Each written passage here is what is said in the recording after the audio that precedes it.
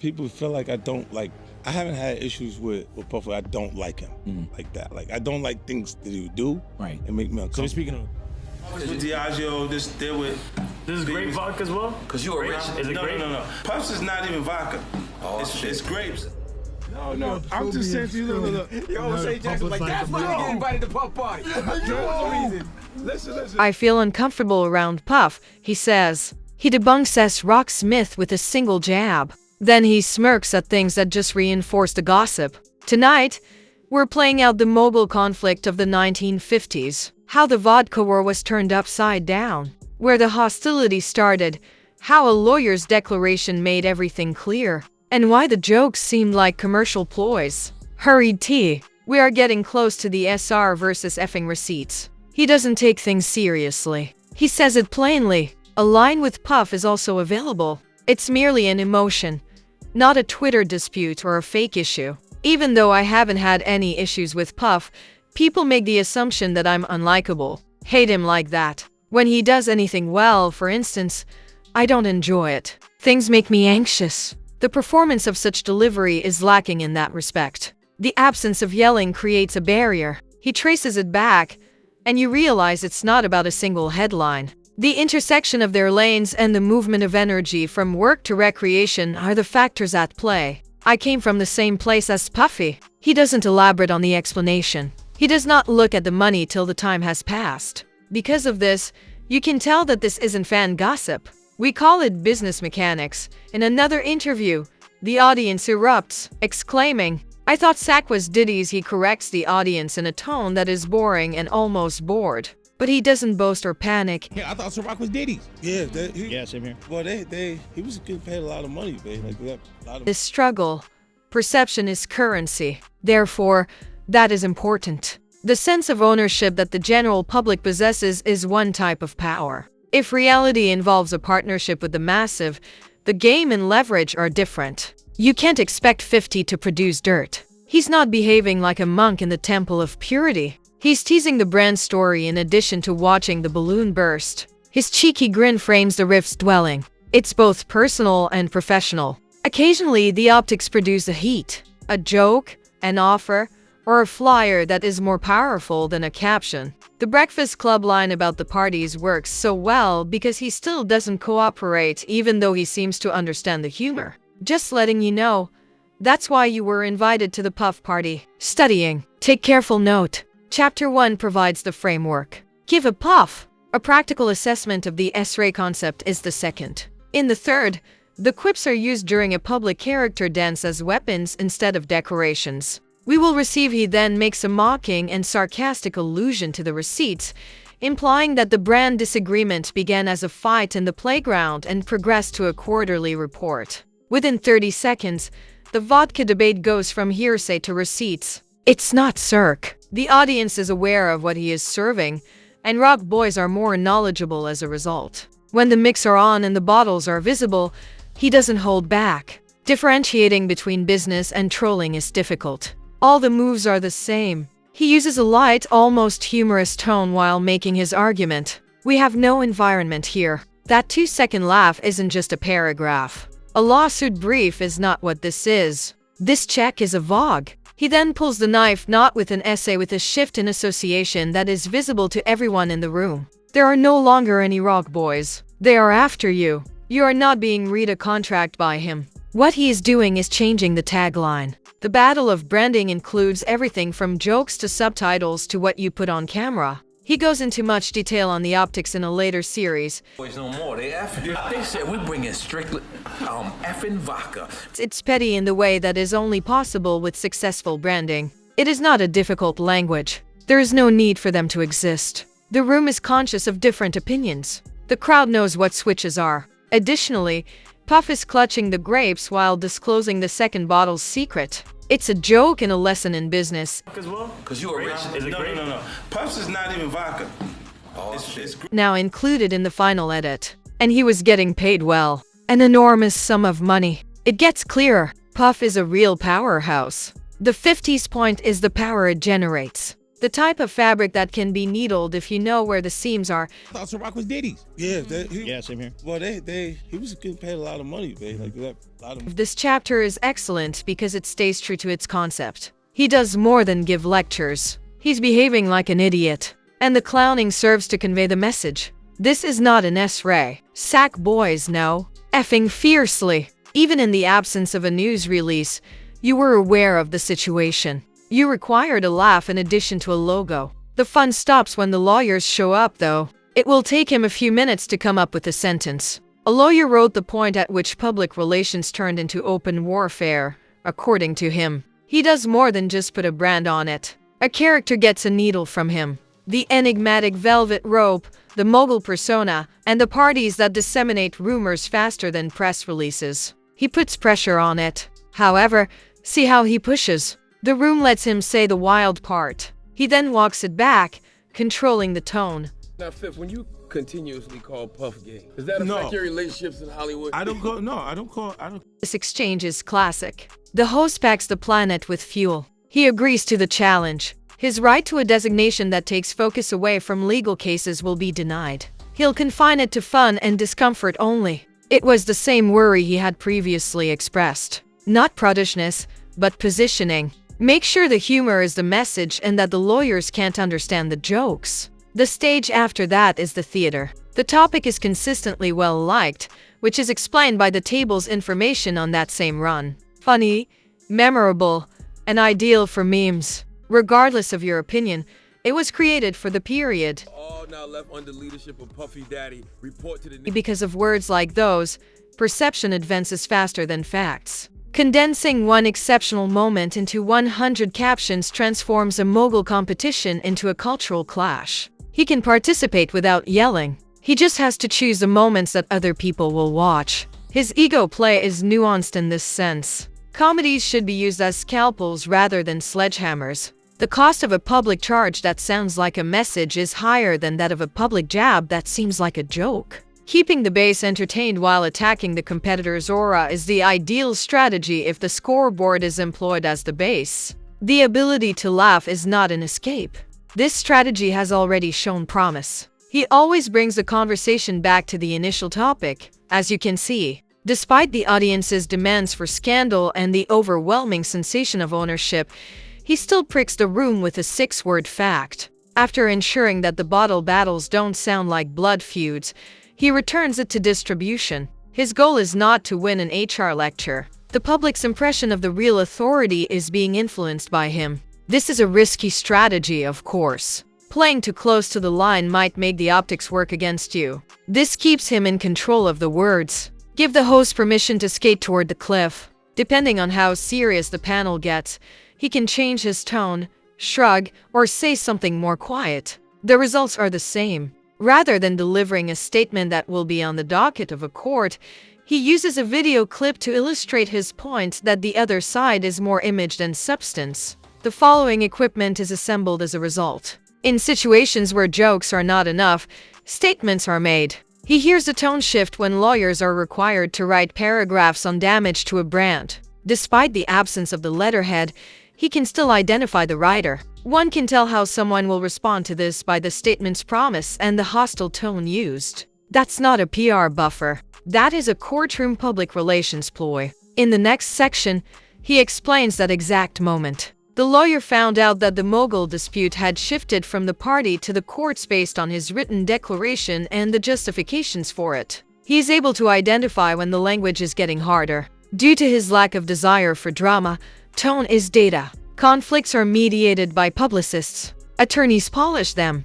Thus, when a remark is delivered with fangs, it targets invisible FOs and threatens consequences. He sees it not as a caption, but as a contract. You felt like that was calculated. That was, the statement is something from, you can tell it was written by a lawyer. Because there's a point where it kind of gets aggressive. He says, you're going to find out, like how I'll handle this. And that's an attorney want to be combative with another attorney. That's not like the publicist would say this. Right? The secret of this chapter is in that. A single clip can teach you the difference between legal and public relations. To maintain perception, a publicist uses quiet, upbeat speech. An attorney bolsters their case with threats and precedent. The voice changes as the game does. Jokes become showcases. Misunderstandings are demonstrated via memes. Furthermore, a small brand violation is reframed as an injury. He conveys his point without identifying the target of this. It's clear that anyone in the room can build relationships faster than a subpoena in a mogul battle. He needs to indicate the escalation. So far, it has been a profitable conflict. Memes sold drinks, tension, and seats, and each stunt taught the audience a lesson about endorsement versus ownership. The question of who can afford to appear aggressive on paper, rather than who is funnier, rises when the legal voice is engaged. Here is the tell as well. The lawyer stays composed when he activates his tone. He puts it in a catalog. He cracks the code of the bark. I'll show you how I handle it.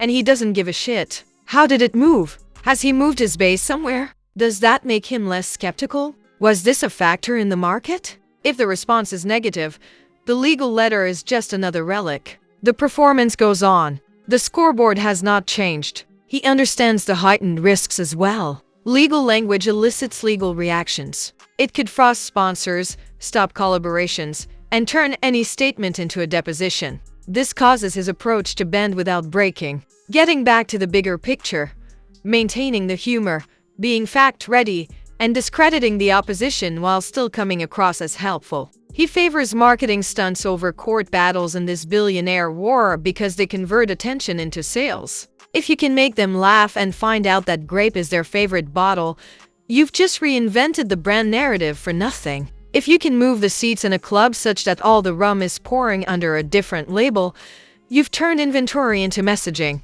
Consider his circumspect language. This term is important. It suggests that the message is not evoking an emotional reaction in him. He is making the diagnosis. It is not a good letter to write in rage. Simply said, it's a strategy tree. In the end, a legal team and a brand team chose the attitude, escalation routes, and talking points. He decides which lane to stay in after reading it so as not to give them the argument they are building. As a result, he will simplify the play to its constituent parts. He will basically argue, if it's a lawyer speaking, then it's not about truth or clout.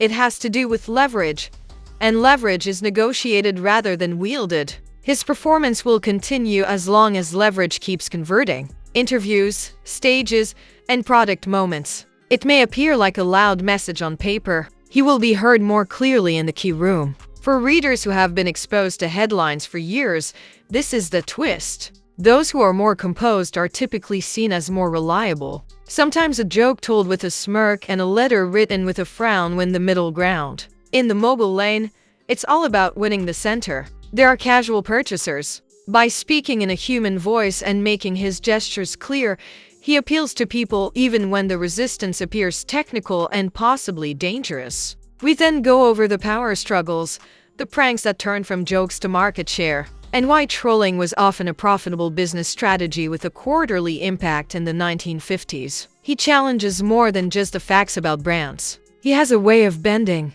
In a play, a wink, a bottle in a frame, or a simple prop could radically alter the plot without a single paragraph of public relations. I had a bulge in the bag bottle that came with it. That is how the story unfolds. A single background placement will allow everyone to see who is in command of the evening. He counters such optics with counter-optics. Not rage, not a declaration, not a mindset shift. But Puffy had gassed it. The best thing to do is to gas it. A conspiracy does not exist. It is a balloon. And balloons pop easier when you provide laughter instead of anger. Therefore, rather than using meat to explain his strategy, the host's explanation comes across as marketing done with a harsh right hand. Your beef's not just on, wax. Your beef aren't just on record. Like, you know how to take yours to social media. You buying tickets. You know what I'm saying? Like what sets him apart is his perception of every surface as a billboard. Views from the audience, the editing, the captions, and even a little scene with a bottle and hookah in the backdrop. There is a rationale to the antics. They let us know who is in charge of the story. If the mystique of your opponent is air, you change the atmosphere rather than strike at air. The land-like character of the jokes can be explained by this. 1,000 postings result from a strong line. Memes are created with simple camera switches. If everyone agrees, the misunderstanding is also less likely to spread without any lawyers being involved. He is performing well when he allows the audience to chuckle before establishing the connection. And it explains why the tone doesn't change even when the stakes are enormous. Are brought up. When he notices a bottle move, a flyer, or an invitation list, he may shrug and gasp. If a dazzling plot is picked up by the audience, he reveals the nozzle. If he knows the optics that lead to your feelings and the audience feels responsible, the training is accomplished. But when conditions change, people also do. The splash zone attracts entire crews, co-workers, and allies. Next is the collateral. Who gets a name, who gets moved, and how the story incorporates the orbit around Puff. The mogul battle gets more intense, and names start flashing around the orbit. It is not necessary for him to deliver a manifesto. The few sentences that follow illustrate how affiliations can lead to conflict. Him wanting to fight is because, really, Frenchie's the DVD. Brand vs. Brand is not the only issue. It includes platforms, old footage, who sent it, where it was delivered, and what was captured. There are no tricks, receipts, or rumors when he gives it. In fact, it was recorded in French. Those few words explain the reasons behind the slant of some connections. Not a specific party or a caption, it's history. The use of the tape as a weapon implicates the people who handled it, whether or not they asked for it. The ally chat isn't necessarily about friendship either. It's important to accept. Standing next to them shows that you are the person your platform validates. The reason is because he recognized French as an artist. It's the invisible economics that lies beneath the comedy. Acknowledgement is currency. You can use a cosign to create a tail. It can be deflated by pulling back. The connection between two names in a society where power is determined by appearances is a stock ticker. Everything culminates in Puff's orbit. As you in these stories, his name is heard because association improves optics. At a hookah table, a bottle turns into a possession myth. A platform change leads to a beef. The recipients become actors in the story when the video is sent, whether or not they wanted a role. Thus, it's not simply shouting that's collateral. It's a schematic. By tracking the origins of any issue or meme back to the individual who originated, shared, and accepted it, you may understand why various identities keep emerging. Those maps don't show him shouting at them. He is scattering crumbs and letting you set the boundaries. Equipment comes last, followed by politics and optics. At the start of campaigns, who comes close? Furthermore, what does getting close mean? The border that many fans miss is captured in a single line by him. He is blunt when discussing the difference between proximity and control. Like vodka, proximity to the power does not mean control. Like rock the vote. Like Puff would get next to the camp. There are a number of decoders that make up the sentence. 100 posters are described, along with photo ops. Let the audience lead you, avoid the flag, and convey a sense of impending disaster. He switches on the light after that. Then comes the not in charge. He emphasizes the same branding approach. In the frame, a bottle, a rumor in the air. Likewise, he breaks the aura with a short statement. He goes beyond politics in his argument as well. He will challenge the myth because it is a component of the power battle, even if it appears cruel, even though the public likes a story about a lone genius. And Puffy wouldn't exist because he didn't write. This is not a scholarly essay. An optical correction is what it is. In the event that a story rises about a giant labor that began there, that location merits light. Decide which group it is. Maintain the uniqueness of the brand and the product. The sight of two columns instead of one instantly detracts from the tale and its power. The campaign rule and the bottle rules so mirror the party rule. Power and closeness are not the same thing. If you have a good understanding of optics, you can tell the difference between the two. If you're not, he will still teach. Utilizing brief, eloquent sentences that change the mind and feelings of an audience. He thinks that every high stands similarly to how the war does. A measure rather than a choice. Which one? All that ever mattered was his mouth. Flyers, parties, bottles, jokes, and even letters from the law department are present. There will be another count when he returns. Who comes? That's why it doesn't sound desperate. Despite the legalization of the phrasing, the verdict remains the cornerstone. Continued ticket sales, joke recitations, and observation in real time. The optics were reversed, but nothing altered where it mattered. That is the foundation of the mogul conflict. The myth is denied by him. Next, he punctures the balloon. The bottle is turned over by him. All the people in the room laugh at him. He stays silent and sticks to the one sentence that matters. If the base is intact, the throne is too. As long as there is still a throne, storms are only weather. Because of this Diddy story is not a list of participants or a summary of a trial. Power dynamics, ownership vs. optics, and how one individual may warn a million people about issues are all lessons learned. And should the myth resurface, he will behave normally. Point out the problem with a smile. Put a conscious end to it. No gentle landing, no jury, no handshakes, just a scoreboard. You cannot take a screenshot of it. The lights are off. The door of the bus shut. The next city. The noise produced by the bass is loud. The strategy is petty, to put it bluntly. The mogul war is also still profitable since the public keeps correcting the image. One harsh quotation at a time.